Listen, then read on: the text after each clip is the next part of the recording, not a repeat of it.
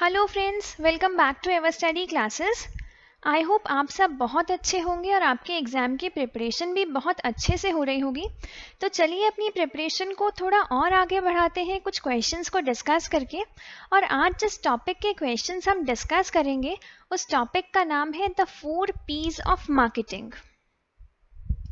इसके अलावा हमारे और भी कुछ कोर्सेज हैं पेपर 1 जनरल पेपर के लिए, जो है mini combo pack, complete combo pack, और इसके साथ साथ पेपर 2 कॉमर्स एंड मैनेजमेंट के भी कुछ कोर्सेज हैं जो है unit snapshot notes, unit wise past papers explained, test series जिसमें हमारे पास 3500 प्लस MCQs हैं, all units video course, all courses combo and practical units videos. इसके अलावा पेपर 1 और पेपर 2 के सारे कोर्सेज का कॉम्बो भी हमारी वेबसाइट www.everstudy.co.in पर अवेलेबल है। So now let's discuss question number 1. During which stage of new product development is management most likely to estimate minimum and maximum sales to assess the range of risk in launching a new product? इस question में हमें ये बताना है कि new product development की कौन सी stage में मैनेजमेंट अपनी मिनिमम और मैक्सिमम सेल्स को एस्टिमेट करके ये कैलकुलेट करने की कोशिश करते हैं कि जो नया प्रोडक्ट हम लॉन्च करने जा रहे हैं उसमें कितना रिस्क इन्वॉल्व्ड है। तो यहाँ पर जो हमें ऑप्शंस गिवन है वो है product development, business analysis, concept testing and test marketing. तो अब आप इस क्वेश्चन को ध्यान से देखिए और हमें बताइए कि इनमें से कौन सा ऑप्शन इस क्वेश्चन का सही आंसर होगा।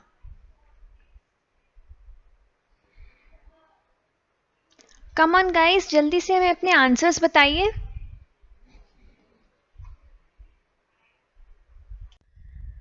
क्वेश्चन नंबर 1 का सही आंसर है option B, business analysis. Business analysis new product development के प्रोसेस का एक बहुत ही इम्पॉर्टेंट स्टेप है। यहाँ पर हम बिजनेस का डिटेल्ड एनालिसिस करके ये फाइंड आउट करने की कोशिश करते हैं कि जो नया प्रोडक्ट हम लॉन्च करने जा रहे हैं वो कमर्शियली प्रॉफिटेबल है या फिर नहीं, क्योंकि हमारा अल्टीमेट एम प्रॉफिट्स अर्न करना है, तभी तो हमारी कंपनी सर्वाइव कर पाएगी। इसीलिए नए प्रोडक्ट का प्रॉफिटेबल होना बहुत ज़रूरी है। और ये एनालिसिस करने के बाद अगर हमें ऐसा लगता है कि प्रोडक्ट प्रॉफिटेबल है तो उस आइडिया को हम एक्सेप्ट कर लेते हैं, otherwise it is rejected. Now let's discuss the stages of new product development. सबसे पहली स्टेज है आइडिया जनरेशन। यहाँ पर हम बहुत सारे आइडियाज़ को जनरेट करते हैं। अब जो इतने सारे आइडियाज़ हमने जनरेट किए हैं वो सारे ही फीजिबल नहीं होते, तो आइडिया स्क्रीनिंग में हम इन सारे आइडियाज़ में से फीजिबल आइडियाज़ को सिलेक्ट करते हैं। अब आता है कंसेप्ट डेवलपमेंट। अब जो फीजिबल आइडियाज़ हैं हमने जिनको चूज़ किया था उन आइडियाज़ को हम और ज़्यादा प्रेजेंटेबल वे में देखते हैं, जैसे कि कार का 3D मॉडल क्रिएट किया जा सकता है यूजिंग वुड। उसके बाद आता है बिजनेस स्ट्रैटेजी डेवलपमेंट। अब हम बिजनेस स्ट्रैटेजीज़ को डेवलप करते हैं और बिजनेस एनालिसिस करते हैं। उसके बाद है प्रोडक्ट डेवलपमेंट। अब इसके बाद प्रोडक्ट डेवलप किया जाता है और उसके बाद उस प्रोडक्ट की टेस्ट मार्केटिंग होती है। टेस्ट मार्केटिंग में हम अपने प्रोडक्ट का फीडबैक जानने के लिए उसे स्मॉल ग्रुप में डिस्ट्रीब्यूट कर देते हैं। उसके बाद आता है कमर्शियलाइजेशन। अब अगर हमें पॉजिटिव रिस्पांस मिलता है तो फिर हम मार्केटिंग और डिस्ट्रीब्यूशन स्ट्रैटेजीज़ को फ्रेम करते हैं and after that the product is introduced into the market. अब नेक्स्ट क्वेश्चन डिस्कस करते हैं। इस क्वेश्चन में हमें ये बताना है कि जो नीचे ये 4 स्टेटमेंट्स गिवन हैं इनमें से कौन सी स्टेटमेंट मैच्योरिटी स्टेज की कैरेक्टरिस्टिक नहीं है। पहली स्टेटमेंट में ऐसा लिखा है कि इस स्टेज में कंपनीज की ये टेंडेंसी होती है कि वो कंपेटिटर से कस्टमर्स को कैप्चर करती हैं, फर्म सेल्स डिक्लाइन को प्रिवेंट करती है और साथ में अपनी प्रॉफिटेबिलिटी को मेंटेन करने की भी कोशिश करती है। शेकआउट पॉइंट पर कंपटीशन इंटेंसिफाई हो जाता है and weaker competitors are forced out of the market and this stage results in increased market expenditure. तो अब आप इस क्वेश्चन को ध्यान से देखिए और हमें बताइए कि जो नीचे ये कोड्स गिवन है इनमें से कौन सा कोड इस क्वेश्चन का सही आंसर होगा. So you have to tell us that which among the following is not a characteristic of the maturity stage of product life cycle. Come on guys, I'm waiting for your answers.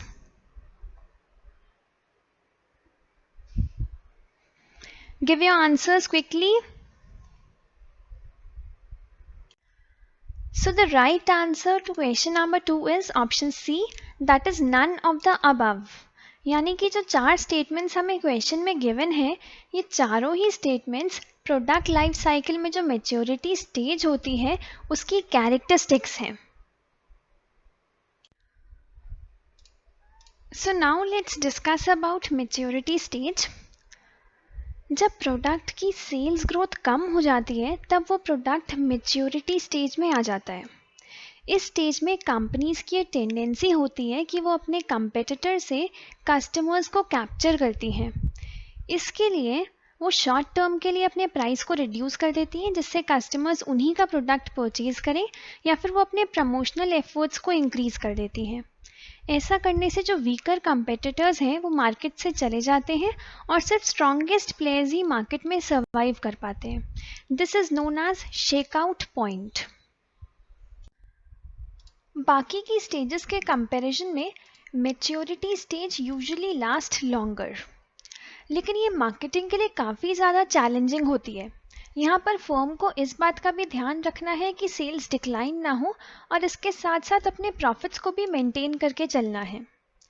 इस stage में heavy price competition होता है जिसकी वजह से marketing expenditure increase होता है. So now let's proceed and discuss question number 3. इस क्वेश्चन में हमसे ये पूछा गया है कि इनमें से कौन से फैक्टर्स प्रोडक्ट का प्राइस डिटरमिन करते हैं. Channel members, government policies and decisions, cost of manufacturing and marketing and purchasing power of customers. तो अब आप इस क्वेश्चन को ध्यान से देखिए और हमें बताइए कि इनमें से कौन सा कोड इस क्वेश्चन का सही आंसर होगा.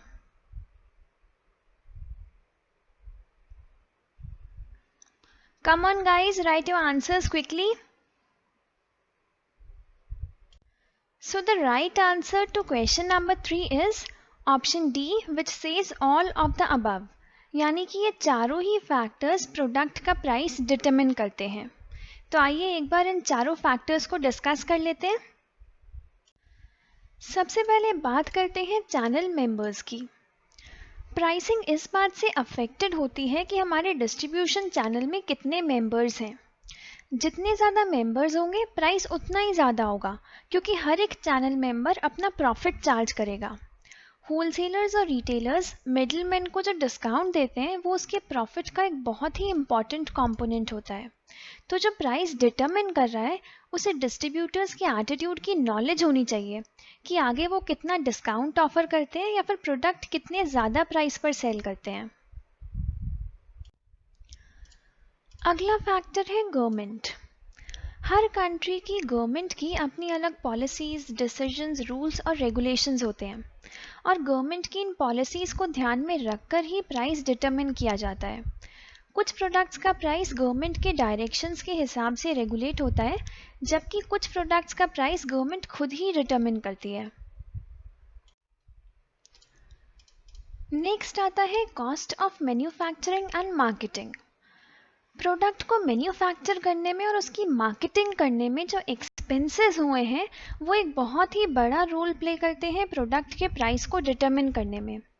अगर प्रोडक्शन और डिस्ट्रीब्यूशन का खर्चा ज़्यादा है तो ऑब्वियसली प्रोडक्ट भी एक्सपेंसिव ही होगा क्योंकि जितने पैसे हमने मैन्युफैक्चरिंग में लगा दिए हैं हम उससे कम तो चार्ज करेंगे नहीं, हमें प्रॉफिट्स अर्न करने हैं. तो जितने हमने एक्सपेंसेस किए हैं हम वो चार्ज करेंगे और उसके ऊपर अपने प्रॉफिट्स भी चार्ज करेंगे. तो डेफिनेटली प्राइस जितना हमने खर्चा किया है उससे कहीं ज़्यादा ही होने वाला है. नेक्स्ट आता है परचेजिंग पावर ऑफ कस्टमर्स. अब हमने एक बहुत ही एक्सपेंसिव सा प्रोडक्ट बना दिया लेकिन जो हमारे टारगेट कस्टमर्स हैं उनके पास तो इतना पैसा ही नहीं है कि वो उसे खरीद सके। तो अब आप चाहे कितनी भी मार्केटिंग कर लो, कोई भी फ़ायदा नहीं होने वाला। तो इस बात का ध्यान रखना बहुत ही इम्पॉर्टेंट है कि हमारे जो टारगेट कस्टमर्स हैं वो कितने पैसे उस प्रोडक्ट पर स्पेंड कर सकते हैं। सो now let's discuss question number 4। ये हमारे पास एक match the following type question है। यहाँ पर सेट 2 में सेट 1 के एलिमेंट्स का डिस्क्रिप्शन गिवन है। तो पहले सेट 1 के एलिमेंट्स देखते हैं। Penetration pricing, price skimming, competitive pricing and cost plus pricing. So now let's discuss the elements in set 2. First statement में ऐसा लिखा है कि पहले तो हमने एक हाई प्राइस सेट कर लिया और जैसे जैसे मार्केट में प्रोग्रेस हुई हमने अपना प्राइस कम कर दिया।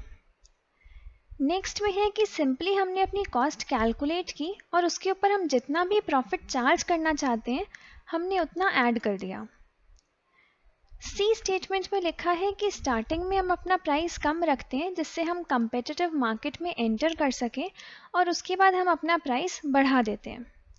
फोर्थ में ऐसा लिखा है कि हमने अपना प्राइस इस बेसिस पर डिसाइड किया कि जो हमारे कंपेटिटर्स हैं वो अपने कस्टमर से कितना चार्ज करते हैं। अब आप इस क्वेश्चन को ध्यान से देखिए और जो भी आपको लगता है कि इसका सही आंसर होगा वो आप हमें बताइए।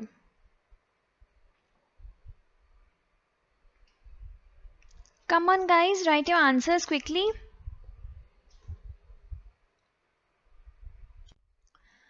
क्वेश्चन नंबर 4 का सही आंसर है ऑप्शन बी। तो आइए एक बार इन प्राइसिंग स्ट्रैटेजीज को डिस्कस कर लेते हैं। सबसे पहले बात करते हैं पेनिट्रेशन प्राइसिंग की। पेनिट्रेशन प्राइसिंग में स्टार्टिंग में जब हम मार्केट में एंटर करते हैं तब हम अपना प्राइस कम रखते हैं जिससे हम कंपेटिटिव मार्केट में इजीली एंटर कर सकें और बाद में हम अपना प्राइस बढ़ा देते हैं। नेक्स्ट आता है प्राइस स्किमिंग। प्राइस स्किमिंग में पहले हम एक हाई प्राइस सेट करते हैं और इस हाई प्राइस से हम वो सारे पैसे अर्न कर लेते हैं जो हमने प्रोडक्ट की मैन्युफैक्चरिंग और मार्केटिंग में स्पेंड किए हैं और जैसे ही कंपेटिटर्स मार्केट में आते हैं हम अपना प्राइस कम कर देते हैं। नेक्स्ट है हमारे पास कंपेटिटिव प्राइसिंग। यहाँ पर हम ये देखते हैं कि जो मार्केट में हमारे कंपेटिटर्स हैं वो अपने कस्टमर से कितना चार्ज करते हैं और उसी के बेसिस पर हम अपना प्राइस भी सेट कर देते हैं। नेक्स्ट है कॉस्ट प्लस प्राइसिंग। यहाँ पर हम सिंपली ये कैलकुलेट करते हैं कि हमारा कितना खर्चा हुआ और उसके ऊपर हमें जितना प्रॉफिट अर्न करना है उतना उसमें ऐड कर देते हैं। सो now let's discuss question number 5। इस क्वेश्चन में हमें ये बताना है कि इनमें से कौन से मार्केटिंग प्रमोशन मेथड्स का डिस्क्रिप्शन यहाँ पर गलत लिखा हुआ है। सबसे पहले है पर्सनल सेलिंग। बिजनेस यहाँ पीपल या फिर सेल्स फोर्स की हेल्प से कस्टमर के साथ फेस टू फेस इंटरैक्ट करके अपने प्रोडक्ट्स को सेल करता है। नेक्स्ट है पब्लिसिटी। ऑर्गेनाइजेशन या फिर प्रोडक्ट्स के रिगार्डिंग एक प्रमोशनल कम्युनिकेशन, लेकिन जो मैसेज यहाँ कम्युनिकेट किया जाता है उसकी पेमेंट वो ऑर्गेनाइजेशन नहीं करती जिसका उससे बेनिफिट हो रहा होता है। नेक्स्ट है सेल्स प्रमोशन। यहाँ पर हम कस्टमर्स के बाइंग बिहेवियर को इन्फ्लुएंस करते हैं with a persuasive selling message about products और सर्विसेज। Next is advertising.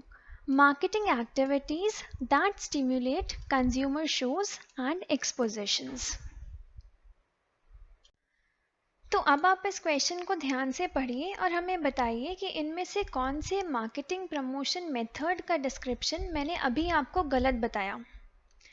आपको अपना आंसर इन कोड्स में से मार्क करना है। Come on guys, I'm waiting for your answers. अपने आंसर्स जल्दी से हमें बताइए।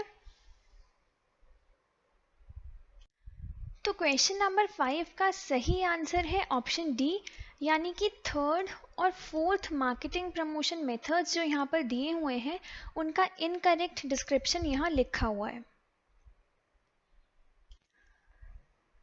तो आइए अब एक बार इन मार्केटिंग प्रमोशन मेथड्स को डिस्कस करते हैं। सबसे पहले बात करते हैं सेल्स प्रमोशन की।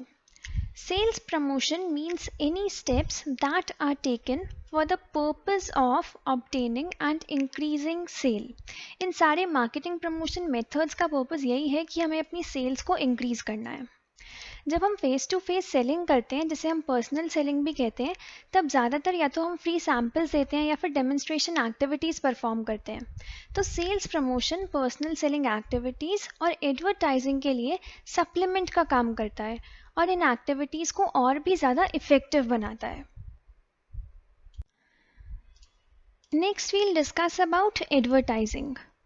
एडवर्टाइजिंग में हम एक परसुएसिव मैसेज के थ्रू अपने कस्टमर्स या क्लाइंट्स के बाइंग बिहेवियर को इन्फ्लुएंस करते हैं। यहाँ पर हमारा मेन गोल है टारगेट मार्केट को डिफाइन करके नए कस्टमर्स को अट्रैक्ट करना and reaching out to them with an effective ad campaign. Next is personal selling. जैसा कि हमने क्वेश्चन में भी डिस्कस किया, यहाँ पर हम सेल्स फोर्स की हेल्प से कस्टमर्स के साथ फेस टू फेस इंटरैक्ट करते हैं।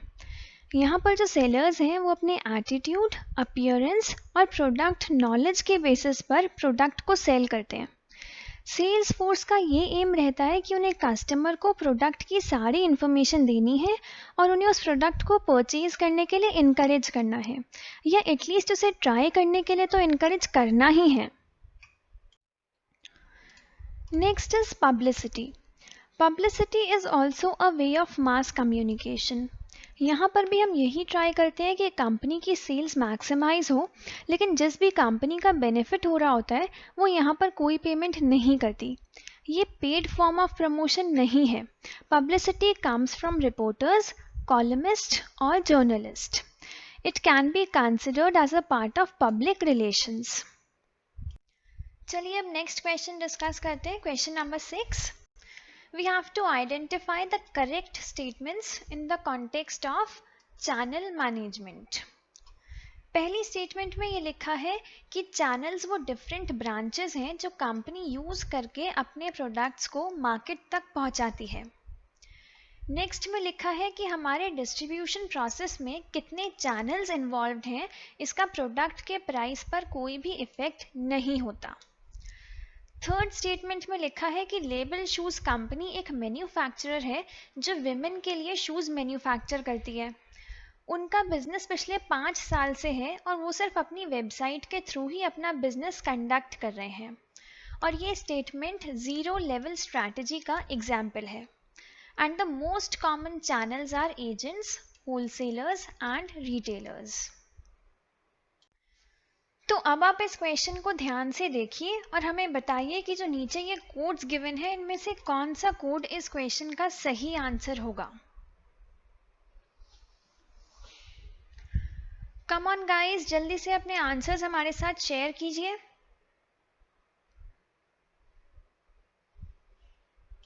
क्वेश्चन नंबर 6 का सही आंसर है ऑप्शन डी, यानी कि हमारी फर्स्ट, थर्ड और फोर्थ स्टेटमेंट्स एकदम सही है और सेकंड स्टेटमेंट गलत है।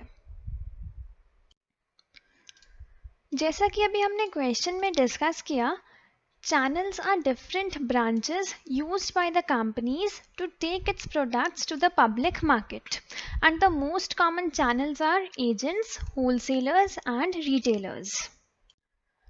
कंपनी के प्रोडक्ट्स कस्टमर्स तक पहुंचने में अलग अलग चैनल्स इन्वॉल्व होते हैं और इन डिफरेंट स्टेजेस को हम लेवल्स कहते हैं। और जैसा कि हमने लेबल शूज़ कंपनी के केस में पढ़ा था कि वो खुद ही अपनी वेबसाइट के थ्रू अपने प्रोडक्ट्स को सेल कर रही है, तो वो जीरो लेवल स्ट्रैटेजी का एक एग्जाम्पल है। सो now let's discuss question number 7। Which among the following factors determine the choice of channels of distribution? Value of product, product complexity, geographical concentration, quantity purchased by the consumer, and financial strength of the company. तो इस question में आपको ये बताना है कि इनमें से कौन से फैक्टर्स हमारी चैनल्स ऑफ डिस्ट्रीब्यूशन की चॉइस को डिटरमिन करते हैं।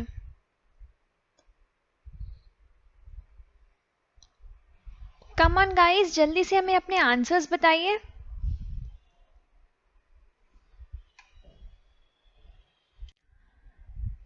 तो चलिए क्वेश्चन नंबर 7 का सही आंसर डिस्कस करते हैं। So the right answer is option D, all of the above. यानी कि ये सभी फैक्टर्स हमारी चैनल्स ऑफ डिस्ट्रीब्यूशन की चॉइस को डिटरमिन करते हैं। तो आइए एक बार इन फैक्टर्स को डिस्कस कर लेते हैं। सबसे पहले बात करते हैं वैल्यू ऑफ प्रोडक्ट की।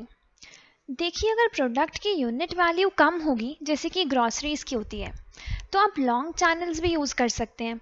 लेकिन अगर हम डायमंड्स की बात कर रहे हैं तो इस केस में जितने कम चैनल्स हों उतना ही ज़्यादा अच्छा रहेगा। Next is product complexity. जो प्रोडक्ट्स ज़्यादा टेक्निकल होते हैं, जैसे कि मैन्युफैक्चरिंग यूनिट्स की मशीन्स, तो उनके लिए हम शॉर्ट चैनल्स यूज़ करते हैं। और जो नॉन कॉम्प्लेक्स प्रोडक्ट्स होते हैं, जैसे कि टॉर्च हो गई या जो लाइट्स आप अपने घर में लगाते हैं, उसके लिए हम लॉन्ग चैनल्स भी यूज़ कर सकते हैं। नेक्स्ट आता है जियोग्राफिकल कॉन्सेंट्रेशन। अगर कस्टमर्स अलग अलग जगह पर हैं तो आप लॉन्ग चैनल्स यूज़ करेंगे, और अगर सब एक ही जगह पर हैं तो शॉर्ट चैनल से भी आपका काम चल जाएगा। Quantity purchased. अगर कोई आपसे बल्क में परचेज कर रहा है तो आप उसको डायरेक्टली सेल कर सकते हो, लेकिन अगर किसी को कम क्वांटिटी चाहिए तो फिर आप लॉन्ग चैनल्स का यूज़ करिए तो बेटर रहेगा। Next is financial strength. जिन कंपनीज के पास ज़्यादा फंड्स होते हैं वो डायरेक्ट डिस्ट्रीब्यूशन भी कर सकती हैं, और जिनके पास इतने फंड्स नहीं होते उन्हें इनडायरेक्ट चैनल्स की हेल्प लेनी पड़ेगी। So now let's discuss question number 8। You have to fill in the blank with the correct word. Coca Cola के पास उसके पोर्टफोलियो में 3500 से ज़्यादा प्रोडक्ट ब्रांड्स हैं, और इन डिफरेंट प्रोडक्ट ब्रांड्स को हम क्या कह सकते हैं? Product lines, product assortment, product mix, और नन ऑफ द अबव।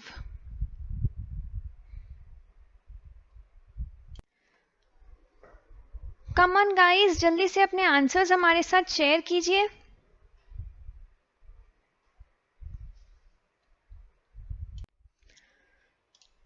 तो चलिए अब क्वेश्चन नंबर 8 का सही आंसर डिस्कस करते हैं। So the right answer is option A, product lines. So if Coca-Cola has 3500 plus product brands in its portfolio, then these different product brands are also called as product lines. Product mix, जिसे हम product assortment या फिर product portfolio भी कहते हैं, ये products के complete set की बात करता है जो फर्म ऑफर कर रही है। इस प्रोडक्ट मिक्स में बहुत सारी प्रोडक्ट लाइंस होती हैं। कुछ कंज्यूमर्स को कंपनी के स्पोर्टिंग प्रोडक्ट्स में इंटरेस्ट नहीं होगा, लेकिन हो सकता है कि उन्हें उसी कंपनी की एनर्जी बार्स बहुत पसंद हो। तो प्रोडक्ट लाइन को एक्सटेंड करने से कंपनी अपनी रीच को मैक्सिमाइज कर सकती है। कई बार ऐसा भी होता है कि किसी किसी कंपनी में हम देखते हैं कि एक उनकी प्रोडक्ट लाइन बहुत एक्सपेंसिव चल रही होती है, एक शैम्पू उसका बहुत ही एक्सपेंसिव होगा, लेकिन एक और उसकी सेपरेट लाइन चल रही होगी जिसके प्रोडक्ट्स कंपैरेटिवली काफ़ी सस्ते होंगे। तो ऐसा इसीलिए होता है कि कंपनी हर एक सेगमेंट को सर्व कर सके और अपनी प्रोडक्ट लाइन को एक्सटेंड करके अपनी रीच को मैक्सिमाइज कर सके। Now let's discuss question number 9। ये हमारे पास एक कंसेप्ट बेस्ड क्वेश्चन है। सेंसोडाइन टूथपेस्ट को यूज़ करके सेंसिटिविटी कम होती है। ये एक यूनिक प्रोडक्ट है जो इंडिया में लॉन्च किया गया है। तो अब जो सेंसोडाइन का मैन्युफैक्चरर है वो मुंबई के लोकल डेंटिस्ट के पास जाता है और उन्हें फ्री सैंपल्स दे रहा है कि वो अपने पेशेंट्स में इस सैंपल को डिस्ट्रीब्यूट करें, जिससे पेशेंट्स में अवेयरनेस क्रिएट हो सके। तो अब हमें ये बताना है कि जो ये स्टेटमेंट है वो नीचे दिए हुए कौन से ऑप्शन से रिलेटेड है। यहाँ पर जो हमें ऑप्शंस दिए हुए हैं वो है advertising, publicity, personal selling and sales promotion. तो अब आप इस क्वेश्चन को ध्यान से पढ़िए और हमें बताइए कि इनमें से कौन सा ऑप्शन इस क्वेश्चन का सही आंसर होना चाहिए। Come on guys, write your answers quickly.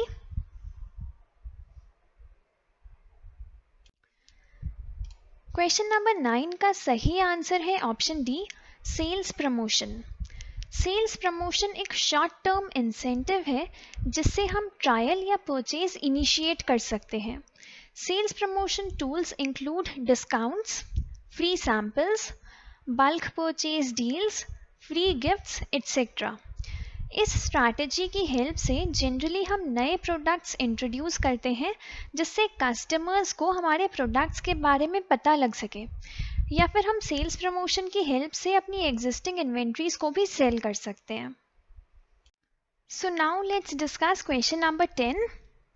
So which among the following levels of product have their correct examples written next to them?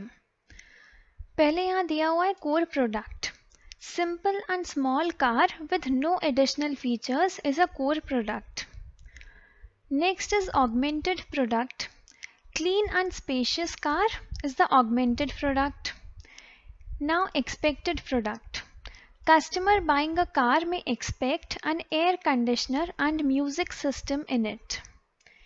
Next is potential product. High technology gadget car with good ambience and comfort is a potential product. तो यहाँ पर आपको ये बताना है कि इनमें से कौन से प्रोडक्ट लेवल का करेक्ट एग्जाम्पल उसके आगे लिखा हुआ है। तो अब आप इस क्वेश्चन को ध्यान से देखिए और इन कोड्स में से अपना राइट आंसर हमें बताइए।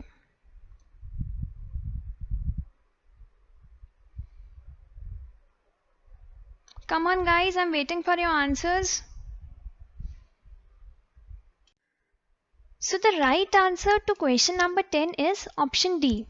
यानी कि फर्स्ट, थर्ड और फोर्थ के आगे उनके करेक्ट एग्जाम्पल्स लिखे हुए हैं। So now let's discuss about different levels of products. सबसे पहले बात करते हैं कोर प्रोडक्ट की। कोर प्रोडक्ट में प्रोडक्ट के की फीचर्स आते हैं। Like the key feature of a car is to travel from one place to another. तो यहाँ हम बेसिक प्रोडक्ट ऑफरिंग की बात कर रहे हैं। Next is basic product. Basic product में हम कुछ एडेड बेनिफिट्स की बात करते हैं, जैसे कि क्लीन और स्पेशियस कार होनी चाहिए। Next is expected product. अब हर एक कस्टमर की सोशल क्लास अलग होती है, तो उसकी एक्सपेक्टेशंस भी अलग ही होंगी। कुछ चीज़ें कस्टमर्स की डिज़ायर पर भी डिपेंड करती हैं।